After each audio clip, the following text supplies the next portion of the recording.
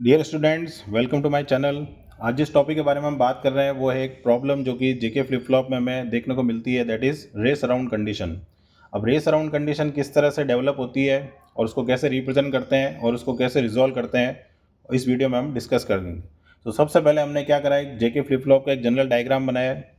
अब जेके flip flop हमने previous video में भी डिस्कस किया है, तो उसमें हम केवल एक कंडीशन चेक करने वाले हैं, दैट इज़ जे और के जब इक्वल टू 1 होगा, J and K equal to 1 and clock is also equal to 1, तो उस कंडीशन में हमें क्या कंडीशन देखने को मिलती है। तो सबसे पहले अगर मैं जे को 1 ले लेता हूँ, के को 1 जो कि फिक्स है, और क्लॉक भी हमारी 1 है, यानी यहाँ पर भी वैल्यू हमने क्या दे दी है, 1 दे दी है। अब हमने लेट किया है कि लेट क्यू की वैल्यू हमने 0 लेट की है, तो क्यू बार हमारा क्या हो जाएगा 1, यानी हम यहाँ लेट कर रहे हैं 0 और यहाँ लेट क्या कर रहे हैं, 1 लेट कर रहे हैं। अब हम देखते हैं कि किस तरह से आउटपुट सॉल्व होगा। तो सबसे पहले अगर हम यहाँ ध्यान से देखते हैं तो ये जो फीडबैक हमने कनेक्ट किया था, जो कि एसआर फ्लिप फ्लॉप की प्रॉब्लम को रिजॉल्व करने के लिए यूज़ किया जाता है, तो अब यहाँ पर सेकंड जो थर्ड जो इनपुट होगा इस नैंड गेट के अंदर, वो हमारा क्या मिलेगा कि हम यहाँ से फीडबैक ले रहे हैं, तो यहाँ हमें क्या मिल जाएगा 1, और यहाँ पर जो वैल्यू मिल रही है हमें, यहाँ हमें क्या मिल जाएगी 0।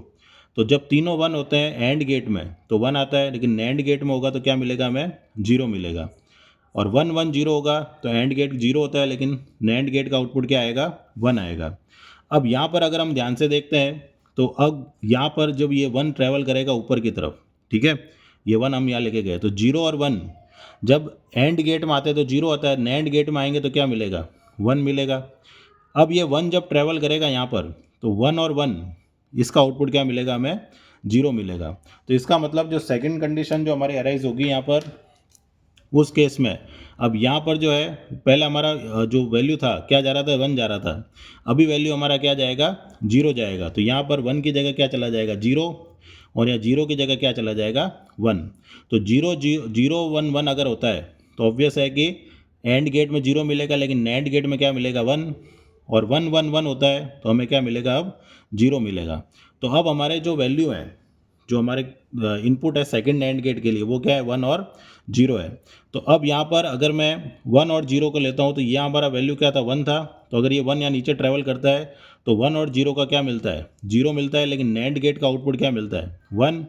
ये 1 अगर ऊपर ट्रैवल करता है तो यहाँ 1 है और यहाँ पर भी 1 है, तो 1 और 1 का क्या होना चाहिए, 1 होना चाहिए, लेकिन नैंड गेट का क्या मिलेगा, 0 मिलेगा।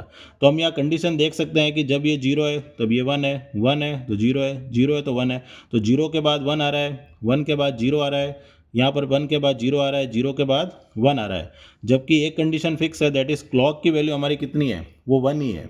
तो क्लॉक 1 है, लेकिन आउटपुट हमारा क्या होता जा रहा है, 0 और 1 के बीच में ट्रैवल करता जा रहा है। इसका मतलब अगर हम इस आउटपुट को ड्रॉ करते हैं, तो सबसे पहले अगर इस आउटपुट को ड्रॉ किया जाता है तो सबसे पहले हम क्या बनाएंगे, क्लॉक सिग्नल बनाएंगे। हमारा ये क्लॉक सिग्नल हमने बनाया, उसके बाद जे और के दोनों की वैल्यू फिक्स है, दैट इज़ 1। अब मेन चीज़ क्या हो रही है, जब क्लॉक 1 है, क्लॉक 1 मतलब जैसे दो तरह की ट्रिगरिंग होती है हमारे पास, एक तो होती है एज ट्रिगरिंग, एक होती है लेवल ट्रिगरिंग।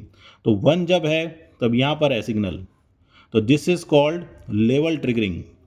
तो अभी जो हम फोकस कर रहे हैं वो किस पे फोकस कर रहे हैं, लेवल ट्रिगरिंग पे, यानी क्लॉक जब भी 1 है तब हमको आउटपुट मिल रहा है, क्लॉक जब 0 है तो हमें आउटपुट नहीं मिलेगा। तो हम यहाँ ध्यान से देख सकते हैं कि जो रिजल्टेंट सिग्नल है वहाँ पर हमें 0 मिल रहा है। लेकिन जब क्लॉक 1 है और जे और के 1 है तो हमने देखा कि जो हमारा सिग्नल था वो अप एंड डाउन हो रहा था, 1 के बाद 0, 0 के बाद 1, 1 के बाद 0। तो यहाँ पर जो ये ड्यूरेशन है, तो यहाँ से यहाँ तक का जो ड्यूरेशन है वो तो हम क्या कहते हैं, टोटल टाइम पीरियड टी। और जिस पीरियड में वो क्लॉक 1 है उस पीरियड का हमारा वैल्यू कितना है, t/2।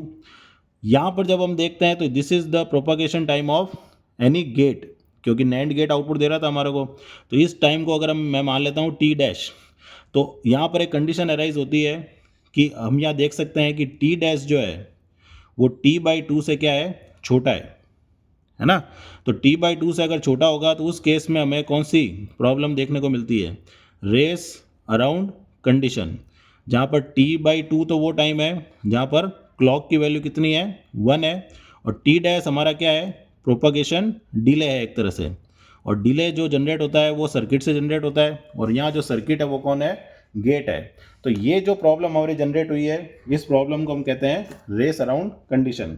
तो अगर हम इसको थ्योरेटिकली लिखना चाहते हैं तो हम उसको कैसे लिख सकते हैं डेफिनेशन को, कि when j and k are equal to 1 in this condition race around condition is generated, so the output is toggling मतलब 0 का 1, 1 का 0, इसके बीच में आउटपुट क्या करता रहेगा, वेरी करता रहेगा। Output is toggling from 1 to 0 and 0 to 1, so output is uncertain है क्योंकि वैल्यू फिक्स नहीं है। So this condition occurs when both j and k input are 1, clock pulse also remain high for a duration longer than the flip flop propagation delay. जैसा कि हमने कहा था कि t/2 जो टाइम है हमारा, जो कि क्लॉक टाइम पीरियड है, वो प्रोपगेशन डिले टाइम जो t डैश है उससे बड़ा है। So this will cause flip flop output to toggle multiple times within the same clock cycle. जैसा कि हम देख सकते हैं कि एक क्लॉक साइकिल में वो मल्टीपल टाइम क्या कर रहा है, टोगल कर रहा है। So final output will become uncertain. So इस तरह की जो कंडीशन होती है उसको हम क्या कहते हैं, रेस अराउंड कंडीशन। अब नेक्स्ट सॉल्यूशन आता है कि रेस अराउंड कंडीशन को हम रिजॉल्व कैसे कर सकते हैं। तो causes of race around condition क्या था, सबसे पहले तो कि पहली कंडीशन क्या थी कि हम क्या यूज़ कर रहे थे, लेवल ट्रिगरिंग, जब जे और के 1 था और क्लॉक भी 1 था। तो हमने लेवल यानी हाई क्लॉक को सेलेक्ट किया था उस समय, यानी क्लॉक 1 होगी यानी एक्टिव होगी, तभी हमारा फ्लिप फ्लॉप काउंटर रजिस्टर हम मानते हैं कि वो एक्टिव है। दूसरी कंडीशन क्या थी हमारी, कि जो हमारा टाइम पीरियड था जिसमें क्लॉक 1 थी, टोटल टाइम पीरियड टी है जिसमें क्लॉक का एक साइकिल कंप्लीट हो रहा है, लेकिन ऑन टाइम यानी 1 टाइम कौन सा है, t/2 है।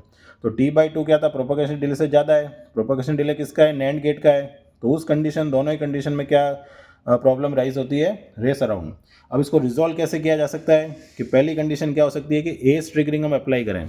एज ट्रिगरिंग का क्या मतलब होता है कि जैसे हमारी ये क्लॉक साइकिल है, ये हमारा 0 या 1 है, तो एक तो यहाँ से और एक यहाँ से, एक ये एज कहलाती है, that is called positive edge, और ये एज क्या कहलाती है, नेगेटिव एज। क्योंकि यहाँ पॉजिटिव एज में सिग्नल कहाँ जाएगा, 0 to 1, और नेगेटिव एज में सिग्नल कहाँ जाएगा, 1 to 0।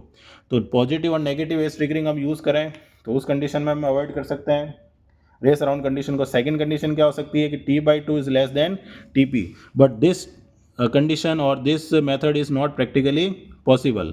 तो जो थर्ड मेथड है, जो सबसे इंपॉर्टेंट मेथड है जिसको हम यूटिलाइज करते हैं to avoid race around condition, is master slave JK flip flop, जो कि एक मोस्ट पॉपुलर मेथड है।